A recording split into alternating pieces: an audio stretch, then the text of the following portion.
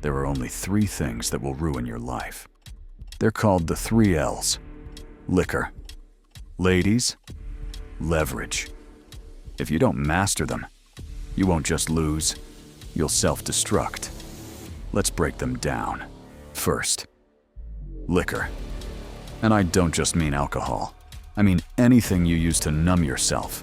Partying, vaping, scrolling, gambling, dopamine on demand. See, the problem isn't the act, it's the pattern. You start unwinding on weekends, then it bleeds into weeknights, and before you know it, the thing that was supposed to relieve your stress becomes the reason for it.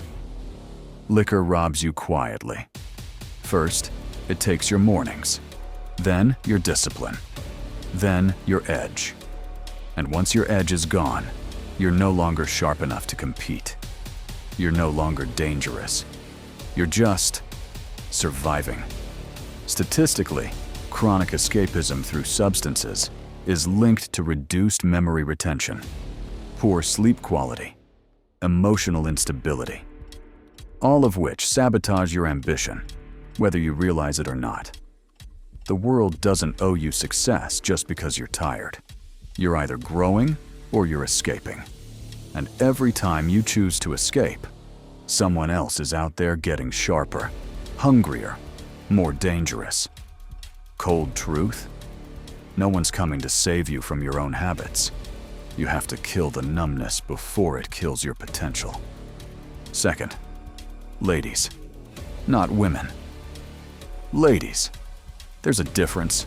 This isn't about hating women. It's about warning men. Because the chase can destroy you. Men don't fall off because of one woman.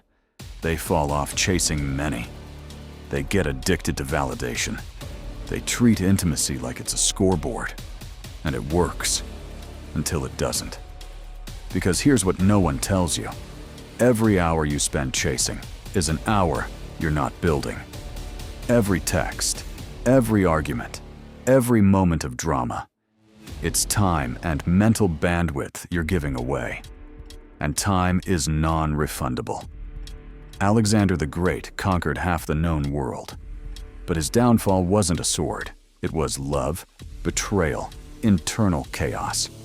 Psychologically, the chase triggers your reward system. Dopamine spikes, short-term satisfaction, long-term emptiness. It mimics progress, but it's a trap. Worse, when your identity becomes tied to who you attract, you lose yourself the moment they walk away. Here's the truth. You don't need more attention. You need more purpose. Purpose makes you magnetic.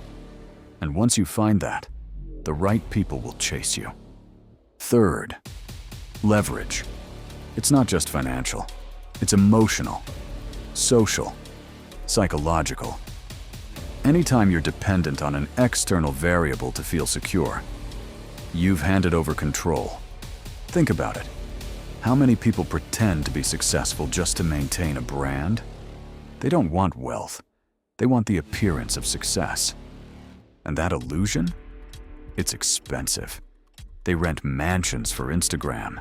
They buy fake followers to look influential. They say yes to things they hate, just to stay relevant. That's not leverage. That's slavery wrapped in Wi-Fi and good lighting. Here's what the psychology says. Humans crave status more than truth.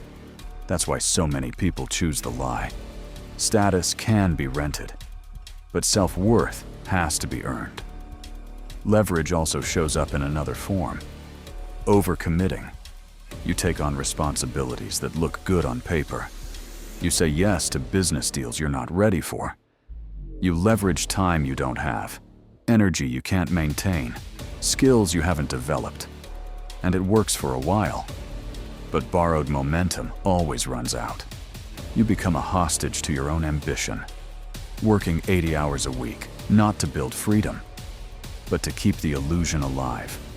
Ever heard of the Diderot effect? A French philosopher bought a fancy robe, and suddenly, everything else he owned looked poor by comparison. So he replaced everything, and went broke doing it. That's leverage in action. One flex leads to another, until the weight of impressing people becomes a burden you can't lift anymore. Even in relationships, leverage sneaks in. You become dependent on a partner for emotional regulation. You stop making decisions without asking their approval. That's not connection. That's dependence masquerading as love.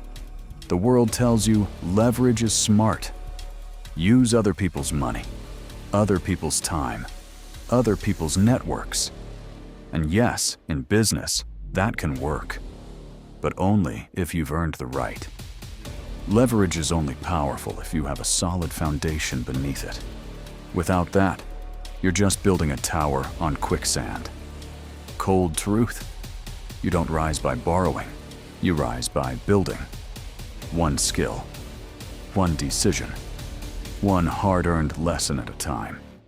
The ones who win long-term are the ones who delay the flash, stack the fundamentals, and say no to the shortcut, even when it looks like everyone else is sprinting ahead. Because when the storm hits, the borrowed life collapses. Only the built life survives. If you want to be unstoppable, you need to live with your eyes open. Discipline over dopamine, vision over validation, control over chaos. Most men won't hear this. They'll say, "I've got it handled." They'll keep numbing, keep chasing, keep borrowing. And 10 years later, they'll wonder why they're still stuck. But you're not most men. You made it to the end. And that means you already know. The 3L's are traps. Now, are you going to keep walking into them, or finally start walking away?